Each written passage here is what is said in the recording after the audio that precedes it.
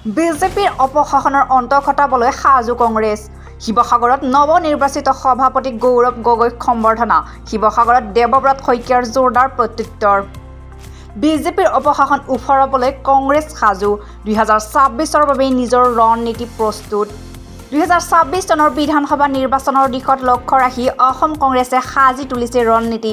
বিজেপিৰ জুমলাৰ ৰাজনীতিৰ বিপৰীতে কংগ্ৰেছে বাস্তৱিক প্ৰতিশ্ৰুতিৰে আগবঢ়াৰ হেঁপাহ প্ৰকাশ কৰিছে।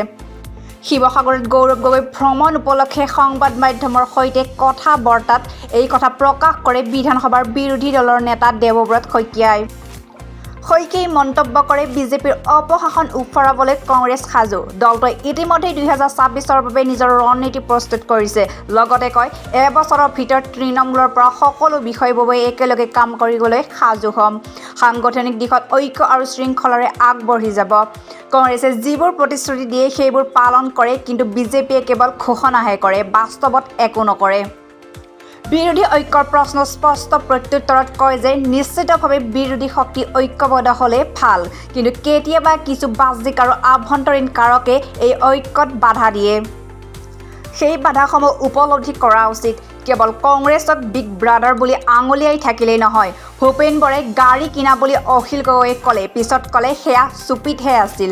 এনেধৰণৰ আচৰণে কংগ্ৰেছক বদনাম কৰি নিজে লাভৰ আশা কৰা অবাঞ্ছনীয়।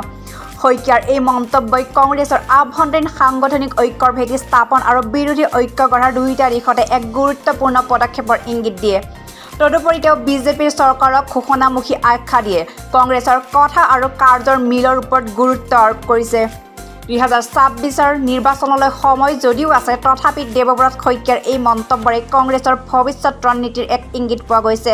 এতিয়া প্ৰশ্ন হ'ল, কংগ্ৰেছ নিজকে সংগঠিত কৰি আন বিৰোধী দলসমূহক একত্ৰিত কৰি বিজেপিৰ বিৰুদ্ধে এক শক্তিশালী বিকল্প গঢ়ি তুলিব পাৰিবনে? সেয়া সময়তহে লক্ষণীয় হ'ব। কথাটো এনেকুৱা হৈছে, গৌৰৱ গগৈ যে আমাৰ যে জনসাধাৰণৰ লগত যে সম্পৰ্ক নাই, এই কথাটো একদম সম্পূৰ্ণ মিছা কথা। কাৰণ তেখেত এজন আমাৰ অসমৰ প্ৰাদেশিক লিডাৰেই নহয়, তেখেত ৰাষ্ট্ৰীয় লিডাৰ আৰু আন্তঃৰাষ্ট্ৰীয়তো তেখেতৰ যথেষ্টখিনি প্ৰাদুৰ্ভাৱ আমি দেখিবলৈ পাইছোঁ।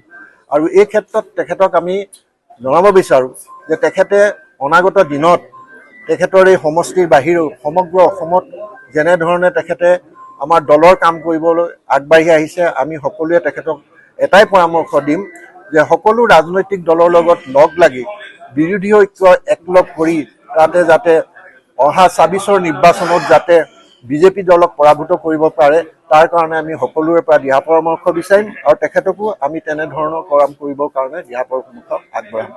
আমি আশা ৰাখিছোঁ এনেধৰণৰ কাম কৰিলে নিশ্চয় অনাগত দিনত আমাৰ অসমখন যথেষ্ট উন্নতি হ'ব বুলি আমি আশা কৰিছোঁ। বিশেষকৈ আমাৰ যি যুৱ প্ৰজন্ম আছে, বিশেষকৈ যিসকল নিবনুৱা আছে, এই নিবনুৱাসকলক কেনেধৰণে আমি তেখেতলোকক কৰ্মযোগী কৰি কৰ্মৰ প্ৰতি আকৃষ্ট কৰি দেশখন শাসন কৰি ভালকৈ যাবৰ কাৰণে তেখেতৰ যাতে আশীৰ্বাদ কৰক, আমি ভগৱানৰ ওচৰত এইটোৱে প্ৰাৰ্থনা জনাইছোঁ আৰু তেখেতৰ উজ্জ্বল কামনা কৰিছোঁ। ধন্যবাদ।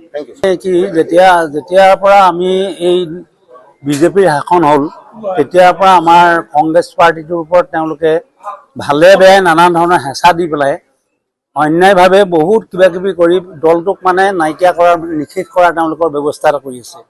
গতিকে সেইটো সকলো মানুহে গম পাইছে যে কংগ্ৰেছ পাৰ্টিটো সকলো প্ৰকাৰে নাইকিয়া হওক। কিন্তু এতিয়া আমাৰ কংগ্ৰেছ পাৰ্টিটোৰ যিখিনি নেতা আছিলে, যিখিনি সভাপতি ছেক্ৰেটাৰী ইত্যাদি আছিলে, পৰ্টফলিঅ' থকা, সেইসকলে অলপ কামবোৰ নিয়াৰিকৈ কৰিব নোৱাৰে যেন দেখি ভাৰত চৰকাৰে, অসম চৰকাৰে আমাৰ এজন উপযুক্ত নেতা প্ৰয়াত তৰুণ গগৈ ছাৰৰ পুত্ৰ, একেবাৰে সমাজসেৱী আৰু শিক্ষিত, তেওঁ 3বাৰকৈ এতিয়া লোকসভা সমষ্টিৰ সাংসদ হৈছে। হোৱাৰ পাছতো তেওঁ বিৰোধী দলৰ হৈও তেওঁ লোকসভাত তৃতীয় সাংসদ হিচাপে স্বীকৃতি পাইছে। গতিকে তেনেকুৱা এজন উদীয়মান ডেকাক আমি আজি ভাবি থকাৰ দৰে যদি আমি তেওঁক আমাৰ মাজত আজি পালোঁ, গতিকে আমি উৎসাহিত হৈছোঁ, খুব ভাল পাইছোঁ। আৰু আমি খুব উদ্যমেৰে আমি বৃদ্ধসকলেও বা আমাৰ যিখন যুৱ প্ৰজন্ম আছে তেওঁলোকেও আন্তৰিকতাৰে কাম কৰি দলটোক আমাৰ আগবঢ়াই নিবলৈ সক্ষম হ'ব। আৰু মই ভাবিছোঁ 26ৰ নিৰ্বাচনত আমাৰ চৰকাৰ হ'বই, ডেফিনেটলি হ'ব। কাৰণ এতিয়া গৌৰৱ গগৈক লৈ মানুহৰ যি উৎসাহ, সেই উৎসাহে অন্য দলৰ পৰা বিভিন্ন মানুহ আমাৰ দললৈ গুচি আহিব। এই পৰামৰ্শ তেওঁ যিটো উদ্যমে আগবাঢ়ি আহিছে, সেই উদ্যমটো নভগাকৈ যদি তেওঁ কাম কৰি যায় আৰু সাংগঠনিক দিশটো যদি একেবাৰে সবল হয়, তেতিয়াহ'লে কংগ্ৰেছৰ অভ্যুত্থান হ'বই, আগবাঢ়ি যাবই সদায়। আমাৰ যিজন সভাপতি আছিলে ভূপেন কুমাৰ বৰা ডাঙৰীয়া, তেখেতৰ কাৰ্যকাল সাধাৰণতে 3 বছৰ হয়, কিন্তু তেখেতৰ 4 বছৰ ইতিমধ্যে হৈ গৈছিল। আৰু গৌৰৱ গগৈ ডাঙৰীয়া নতুনকৈ হাইকমাণ্ডে অসমলৈ আমাৰ সভাপতি হিচাপে পঠাইছে। আৰু আমি যোৱা পৰহি দিনাখন দিল্লীত সকলোৱে মিলিত হৈছোঁ, কেনেকৈ আমি নতুন ৰণনীতি কৰিব লাগিব সেইখিনি কথা পাতি আহিছোঁ। আৰু সকলোৱে একত্ৰিতভাৱে অসমৰ ৰাইজৰ কাৰণে মাত মাতিম, অসমৰ পৰা বিজেপিৰ অপশাসন আঁতৰাই দিম বুলি আমি এটা সংকল্প লৈছোঁ। আৰু সেই সংকল্প অনুসৰি আগন্তুক এটা বছৰত আপুনি আমাৰ তৃণমূল পৰ্যায়ৰ কৰ্মীৰ পৰা উচ্চ পৰ্যায়ৰ কৰ্মীলৈকে সকলোকে কাম কৰা দেখা পাব।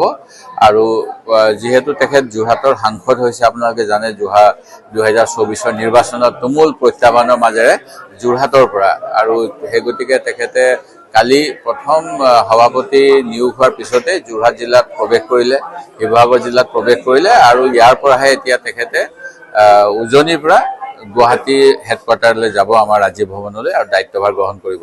আৰু জনগণৰ এটা ইচ্ছা মই ভাবোঁ আছে যে এটা পৰিৱৰ্তন লাগে। বিজেপিয়ে যি পৰিৱৰ্তনৰ কথা কৈছিল 2014 চন অথবা 2016 চনত, যি ভাল দিনৰ সপোন দেখুৱাইছিল, এই ভাল দিন কিন্তু ভাৰতবৰ্ষৰ কোনো ৰাইজে এতিয়া বিশ্বাস নকৰে। কাৰণ তেওঁলোকৰ সভাপতিজনে নিজে ক'লে যে নিৰ্বাচনত কোৱা কিছুমান কথা জুমলা হিচাপে গণ্য কৰিব লাগে। কিন্তু আমি নিৰ্বাচনত যি কথা কওঁ, কংগ্ৰেছ দলৰ ইতিহাস চাব, আমি নিৰ্বাচনত দিয়া প্ৰতিশ্ৰুতি আংশিকভাৱে হ'লেও পূৰণ কৰিবলৈ চাওঁ। তেওঁলোকে কিন্তু যিবিলাক কথা কৈছিল সেয়া অসমৰ ক্ষেত্ৰত হওক বা সৰ্বভাৰতীয় ক্ষেত্ৰত একেবাৰে জুমলা হিচাপত ব্যৱহাৰ কৰিছে, যিটো আত্ম অভিমান থকা স্বাভিমানী অসমীয়া কেতিয়াও সহ্য নকৰে। আৰু ইয়াৰ প্ৰমাণ অলেখ আছে। জাতি মাটি ভেটিৰ কথা কৈছিল, আজি ক'ত জাতি, ক'ত মাটি, ক'ত ভেটি। আজি মাটি খিলঞ্জীয়াসকলক উচ্ছেদ কৰা হৈছে, পুঁজিপতিসকলক দিবলৈ চৰকাৰে মাটিৰ দালালৰ নিচিনা কাম কৰি আছে যি সময়ত। বা আমাৰ জাতিৰ কথা কৈছিল যে জাতি বুলি ক'লে আমি অসম চুক্তিৰ কথাকে মানিব লাগিব, কিন্তু অসম চুক্তিৰ বাহিৰত কিছুমানক নাগৰিকত্ব দিয়াৰ কথা কৈছে। আৰু ভেটিটো উচন হৈ আছে এতিয়া ব্ৰহ্মপুত্ৰ। যোৱাকালি এই বানোৎসৱ 4জনৰ কিজানি সমাধি হৈছে, আৰু বহুত মাটি বাৰী নাইকিয়া হৈ গৈছে, ভেটি উচন হৈছে। সেই গতিকে তেওঁলোকে এটাও প্ৰতিশ্ৰুতি পূৰণ কৰা নাই, যিখিনি 2014 চন বা 16 চনত কৈছিলে। সেই গতিকে ইয়াৰ প্ৰত্যাহ্বান নিশ্চিতভাৱে ৰাইজৰ কাম কৰিবলৈ কংগ্ৰেছ দলে কৰিব, আৰু আমি আশাবাদী গৌৰৱ গগৈৰ নেতৃত্বত আমি ভাল প্ৰদৰ্শন দেখাম, আৰু ৰাইজৰ বিচৰা ধৰণে এটা পৰিৱৰ্তন আমি আনিব পাৰিম।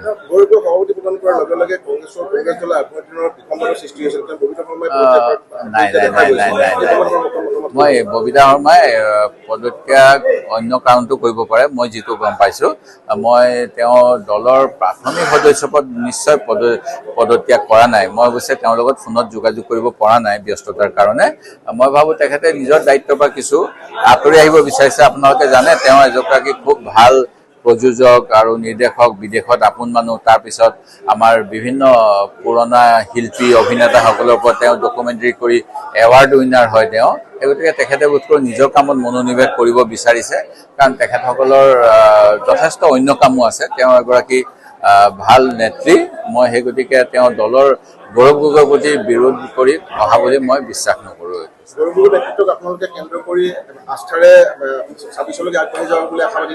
100% আমি এতিয়া 26 নিৰ্বাচনলৈকে সকলোৱে এক সুৰত কথা পাতিম, একে কথা কম, আৰু ৰাইজৰ হৈ বিজেপিৰ প্ৰতিটো অন্যায়ৰ বিৰুদ্ধে মাত মাতিম, এয়া মই নিশ্চিত। শিৱসাগৰৰ পৰা ফৰিদ আলীৰ ৰিপৰ্ট, ডিজিটেল আছাম লাইভ।